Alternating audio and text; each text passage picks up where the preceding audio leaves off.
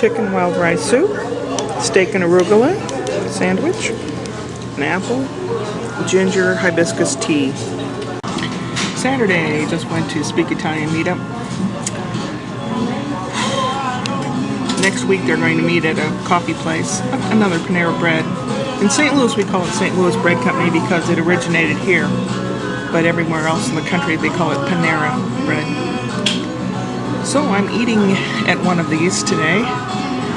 I have a couple hours until I go to the other Italian movies tonight. There are two, a comedy and a kind of a docudrama where the director will be there. It's a beautiful sunny day. It's just still chilly.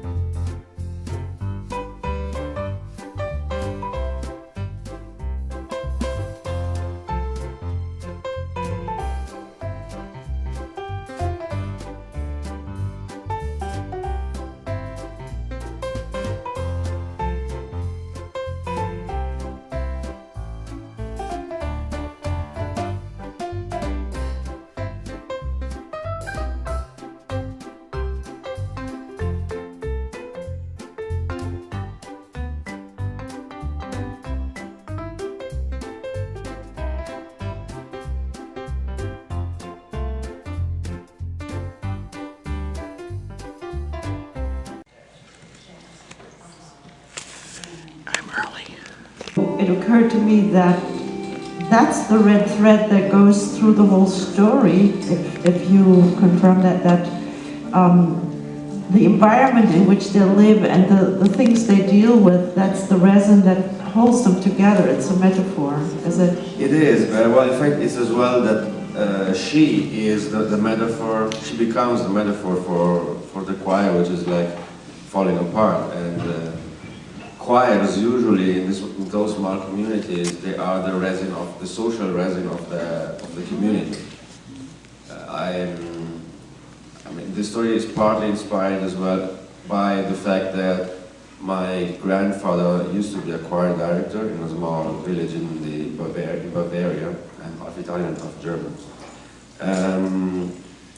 When he died, I went to his funeral, and yeah, the church was full. I think over 2,000 people.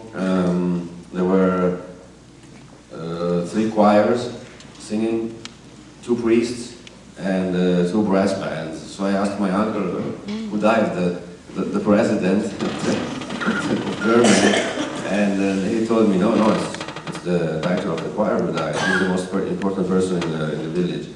So there I was aware that of the role of the director and of the choir in such a small, let's say, alpine community.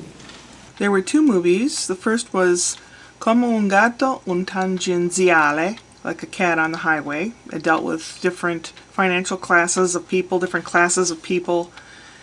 and how we really need to understand each other, and we need to help each other out and not be so class-driven, kinda. It starred Antonio Albanese. The second movie was Resina, resin, like pine resin. It took place in the very north part of Italy, in the mountains. It was gorgeous, absolutely gorgeous.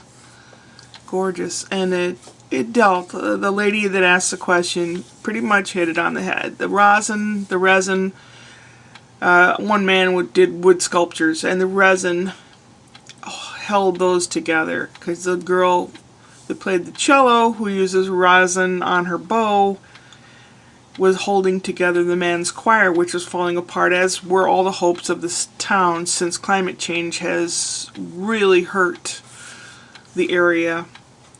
Ski resort areas that had snow for 4 months of the year, maybe we'll get a week or two of snow now. Maybe. So the director was Renzo Carbonera, and he took questions and answers afterwards. And I came home and I found 2 packages. The first package I found in the mailbox, they're Birkenstock insoles. They fit in your shoe. They're cork with a silk top to them. I have some that are wearing out, and Brian asked me what I wanted, and I was going to get these eventually, so yay! They really, really help. It really helps if you have flat feet or bad posture. Love you, Birkenstock. Please sponsor me. The second thing was a box on the porch, and it's this doohickey. I haven't opened it up all the way. It is an air infuser, aroma diffuser. You put a little water in there and a couple drops of essential oil, and it came with 10 different bottles of essential oil: lemongrass, lavender, jasmine oil, I like jasmine, clove oil, I like the smell of cloves, eucalyptus, my grandma used to scent her house with eucalyptus when I was a kid, tea tree oil, spearmint, orange oils, peppermint, and nutmeg. And his little note was, "A gift for you. Happy birthday, Mom. I know it's a little late, but I hope you enjoy this gift. It's perfect for masking other smells." You get that, Thrall? Love from your best son, Brian. Yeah. At the library, I checked out a book, Windows 10 for Dummies. Look how thick this book is! It's at least 2 inches thick. Holy crap, holy, look at this! Oh my god. You could kill somebody by hitting them on the head with that book. Tomorrow's Easter. The cat and I will probably have a little bit of ham. Kind of a tradition thing that people eat on Easter, that or lamb, and I don't have lamb. I have a little ham. I am a ham. And then I'll make some pickled ham and put that in the fridge. It's got to sit for a week or two, and by then David might come up. So, tomorrow's Easter is supposed to be really, really warm. Grass isn't that tall in the back, but I might try tackling mowing it in a bathing suit. Well, I'll have shorts on because I'm ugly and fat, but yeah, that's what today and tomorrow brings. This week, I don't think I have anything going this week. I don't think so. Yeah.